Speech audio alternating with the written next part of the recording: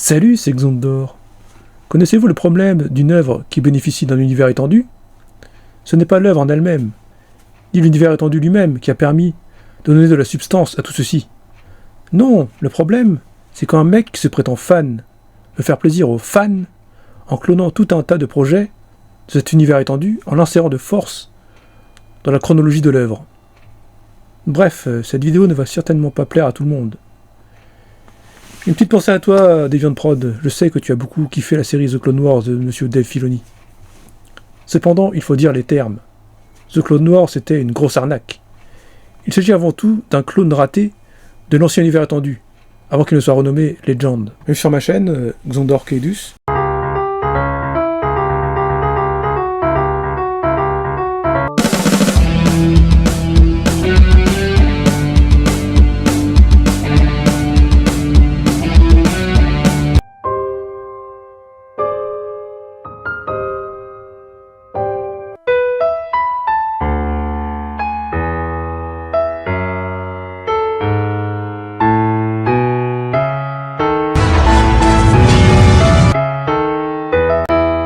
Il s'agit de ma 6ème vidéo concernant mes problèmes avec les Star Wars Disneylogie. Il s'agit du 5ème chapitre concernant mes problèmes avec la série The Clone Wars. Alors qu'on soit clair, je critique pas la série The Clone Wars dans sa globalité, mais juste les 5 points qui me dérangent. Là, vous pouvez les voir sur mes vidéos précédentes. Alors la première vidéo, ça traitait de Ahsoka. La deuxième, c'était le retour de Dark Maul. La troisième vidéo, il s'agissait de la planète d'Assomir à Sage Ventress. La quatrième, c'était les Mandaloriens. Et là, cette vidéo, ça traitera des soldats clones. Donc je laisse avec la suite de la vidéo.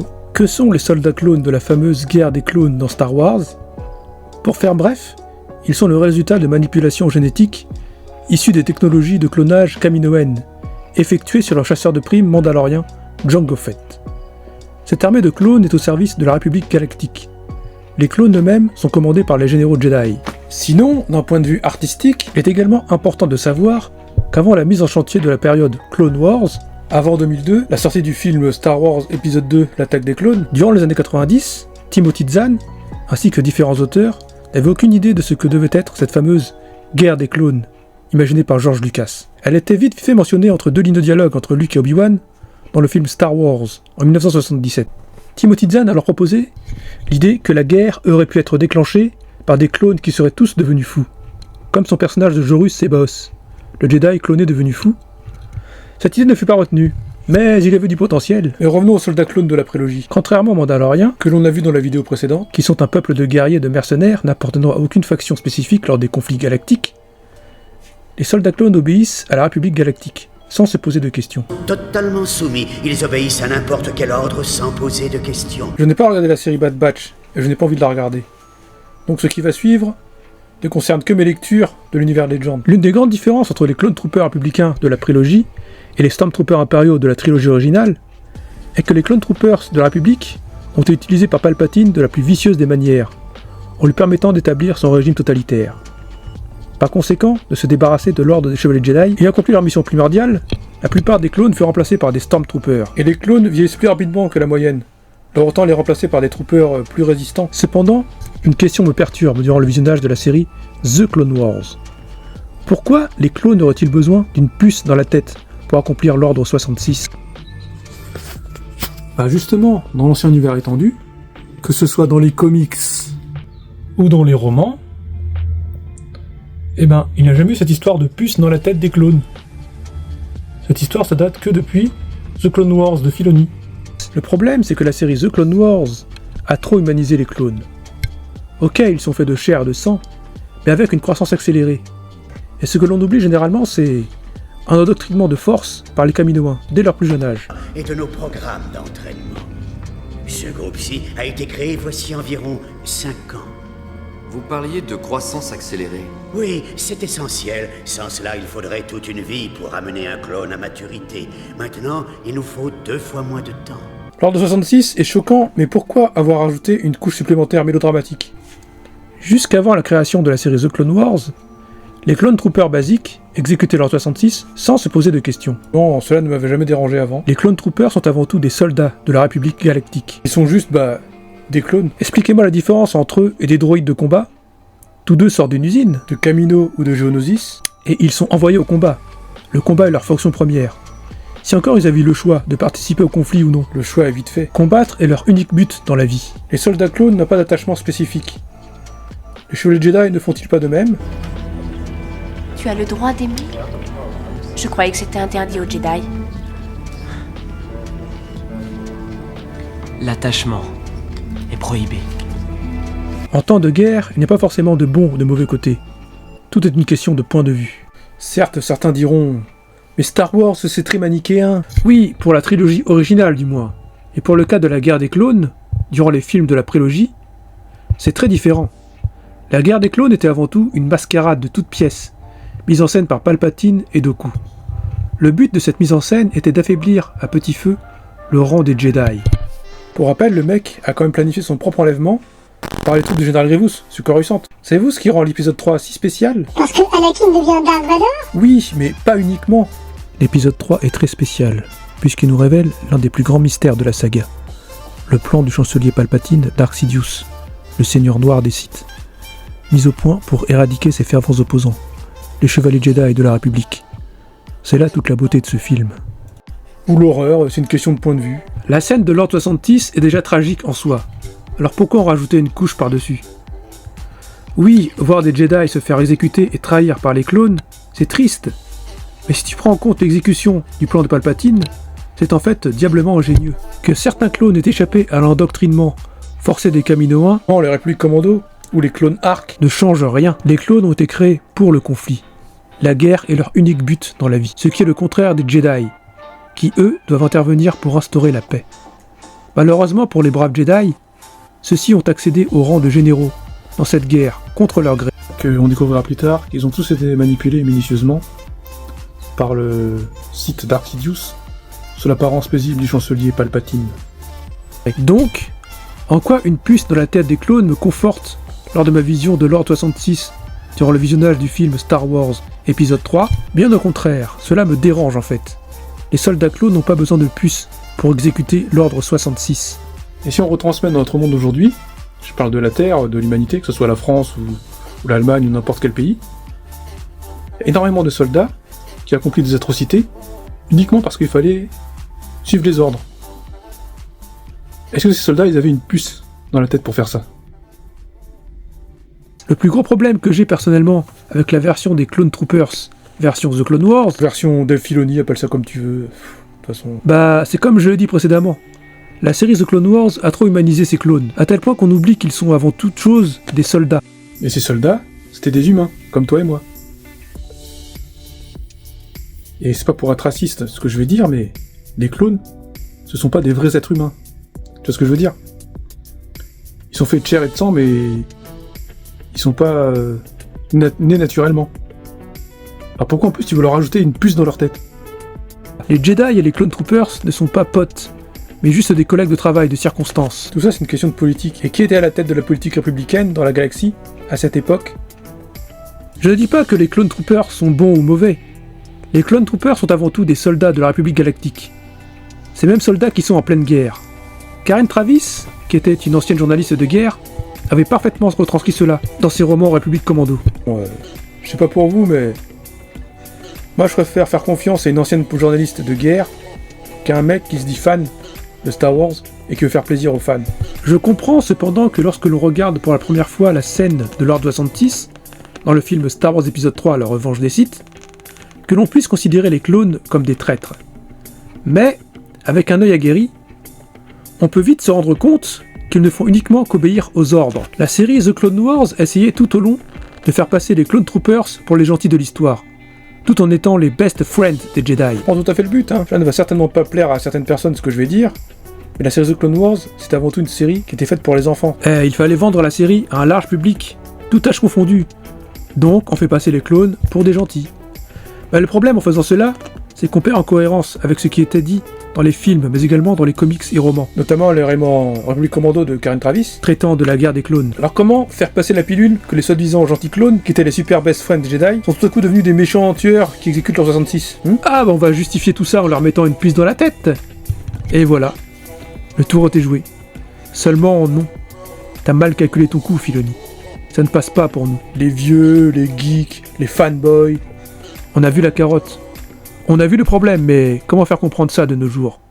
Aujourd'hui, si tu critiques Filoni, t'es un haters.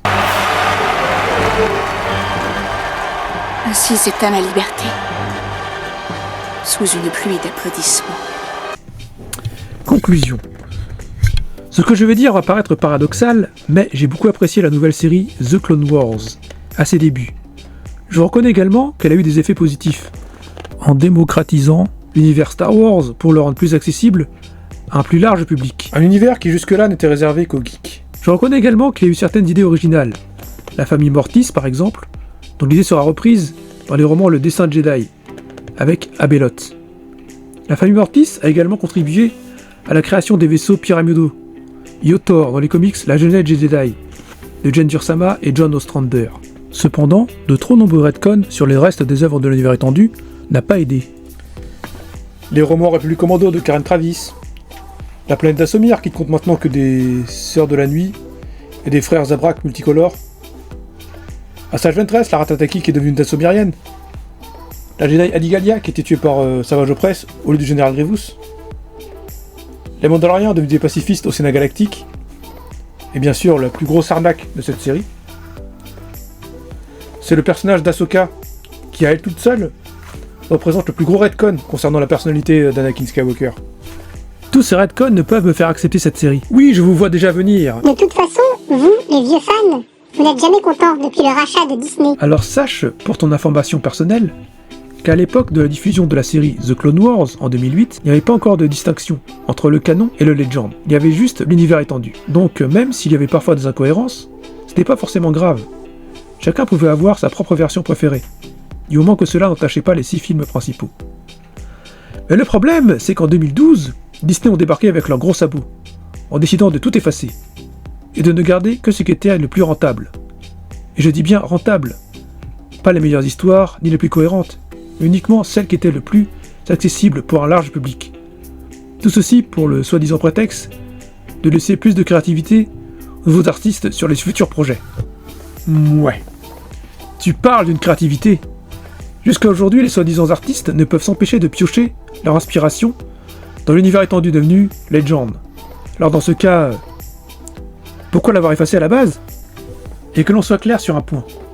Les films de la nouvelle trilogie dite la post-logie, entre 2015 et 2019, ne sont pas des films pensés artistiquement, mais uniquement des films de commande de studio. C'est-à-dire qu'ils n'ont pas été pensés comme une suite directe aux films de la trilogie originale, même si ceux-là en ont l'apparence, mais plutôt comme un produit similaire aux autres films de la saga, en ne prenant que certains éléments du scénario, qui semblaient le plus rentable, par rapport aux critiques ciné de la prélogie. Ce qui explique pourquoi nous avons une absence totale d'indices nous indiquant la situation géopolitique de la galaxie, durant les épisodes 7, 8 et 9, ce qui était l'un des défauts relevés par les critiques ciné de l'époque de la prélogie. Trop de blabla politique, pas assez de développement de personnages, ce qui revient au sujet de cette série de vidéos, la création de la série The Clone Wars, de 2008. J'entends souvent des personnes dire qu'elles préfèrent le Star Wars de George Lucas au Star Wars d'aujourd'hui. Mais cela ne veut strictement rien dire. George Lucas n'a pas créé son univers Star Wars tout seul. Officiellement, il a commencé à réaliser que le premier film Star Wars. Star Wars épisode 4, renommé Un Nouvel Espoir. Il a écrit la novélisation de ce film. Il faut imaginer l'univers Star Wars comme un bac de 6 bières imaginaires. George Lucas, il a posé une première bière dans ce pack, qu'on va appeler Star Wars épisode 4, Un Nouvel Espoir. Irvin Kirchner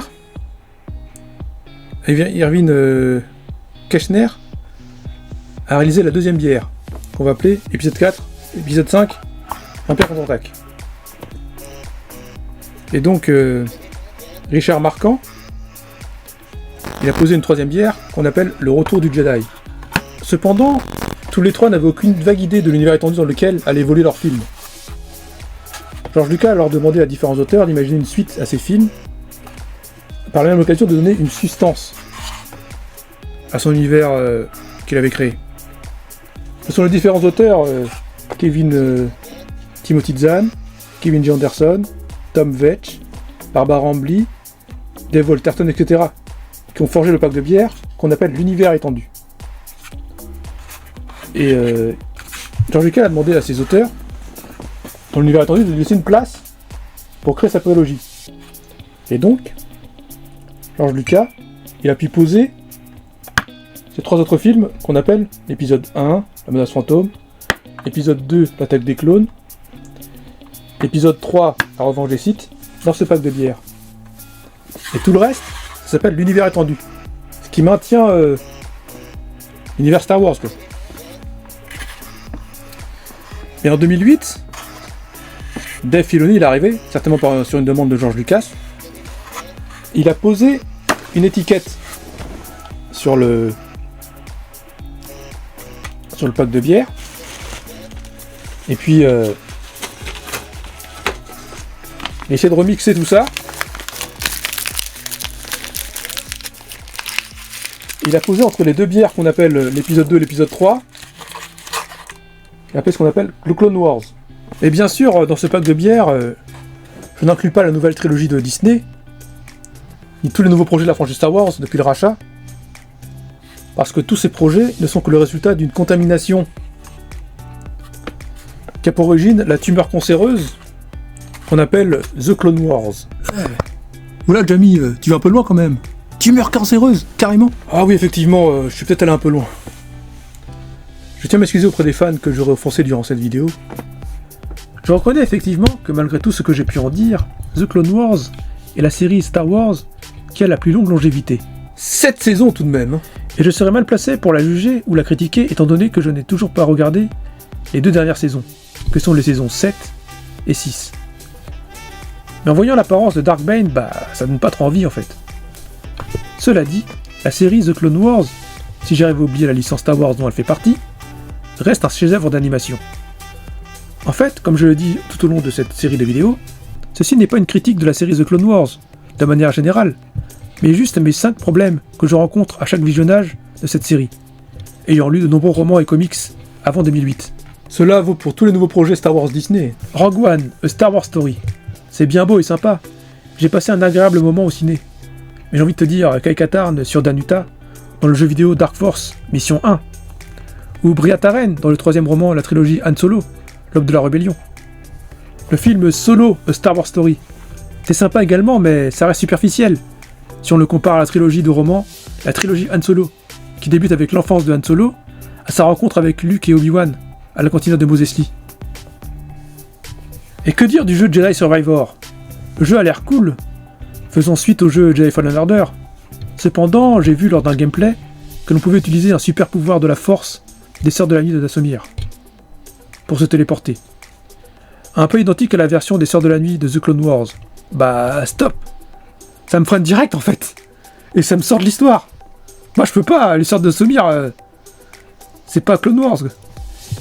Et bien tous ces petits détails que je viens d'évoquer me procurent la même sensation lorsque je regarde The Clone Wars. Je ne peux pas m'impliquer pleinement dans la contemplation de cette jolie série d'animation, tout en sachant pertinemment qu'il s'agit d'un sabotage de l'univers étendu de l'époque. Donc voilà, cette vidéo est à présent terminée. Alors c'est possible que je revienne sur d'autres problèmes de la Star Wars Disneylogie, notamment le film Rogue One et la série Rebels. Mais ça sera pas pour tout de suite. Allez, salut!